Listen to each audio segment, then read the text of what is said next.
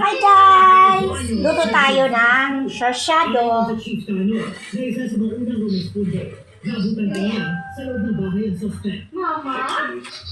Tapos, spaghetti. Nagluto din ako ng spaghetti guys. Merienda. Sarsyadong tilapia. Oh. Tilapia. Tilapia.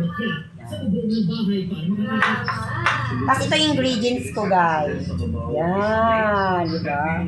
Bell pepper and carrots. Dinagyan ko siya ng design, flowers. Saka, 1 sili labuyo.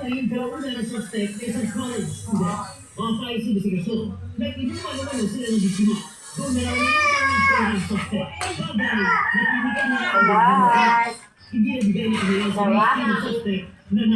Lagay ko ng kunting sugar para maramis kunti.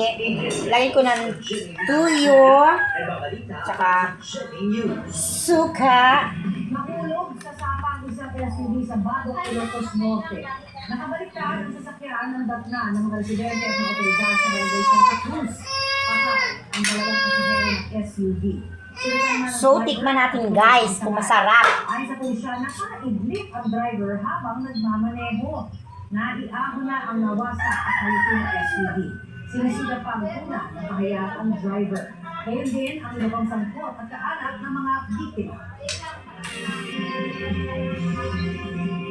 Sa iba pang balita, iniimbestigahan ng field. Lagyan ko din sugar. Isa member ang na-hospital at namatay pero hindi binigyan ng benepisyo dahil hindi raw siya nanatili sa ospital ng mahigit 24 Tsaka lagyan ko ng 1 kalahating tubig lang. Kalahating water lang guys. Situation ng anak, namatay sa Brigham Maternal o pagbulo sa utak si Marcos. Paubos ko guys. Hindi umami na kaya ang 4 na milyong pisong gasto sa surgery sa unang tinakbuhang ospital at ang hinihinging 1 milyong pisong deposit sa ikalawa. Heartbreaking ito ayon sa Di ba ako makita guys? Wala silang magawa. Yan guys. Ordinaryong pamilya na sapat lang ang kinikita sa araw. Yan. Pero Dito. sama ng loob ni Lopez nang sabihan Tsaka ito tilapia. Kasi itong design ko. Yan. Diba? Niluto ko ng spaghetti. Mga kalahati lang. Inutok niya, ano pang silbi ng ilang dekadang kontribusyon ni Marvin kung hindi naman magamit ang mga benepisyo kung Ganyan ang buhay ko guys.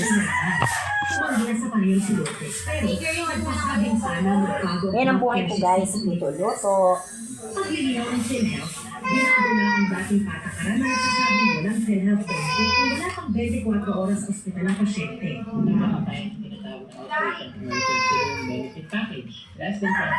Kailangan kulong-kulo siya para lumalapot siya. Masarap yung lumalapot. Yung kulong-kulo siya, doon siya gumagawa ng malapot. Ang lumalapot sa kanya, yung ang nilagay ko yung UFC. UFC. Ketchup.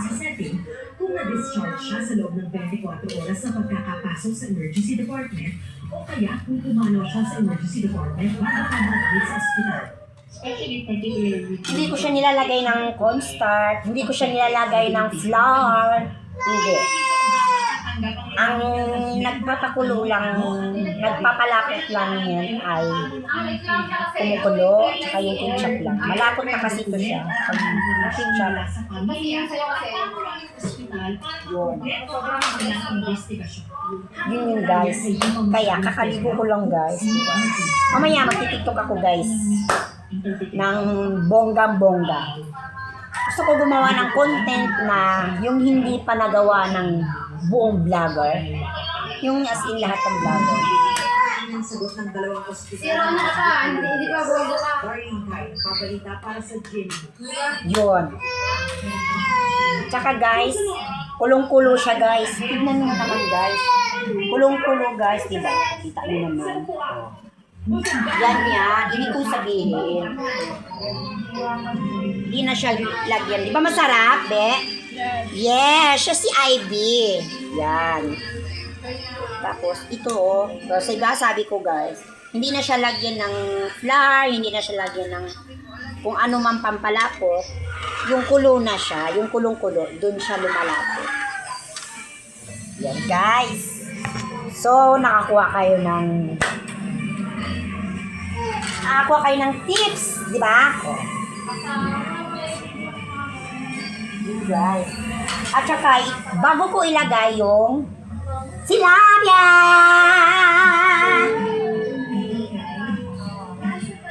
Bago ko lagay tilapia guys, ganyan siya guys. Ganyan lang siya. Guys. Ganyan lang siya guys, oh. Yan guys. Ito lang guys, ganyan guys. Ganun lang guys. Yan. Oh. Ganun lang guys. Tapos wala na. Okay na siya. Ayaw ko siya pwedeng masyado light lang. Yan lang guys. Pero, thank you guys. May maano masilaw guys. My God, masilaw. Thank you guys.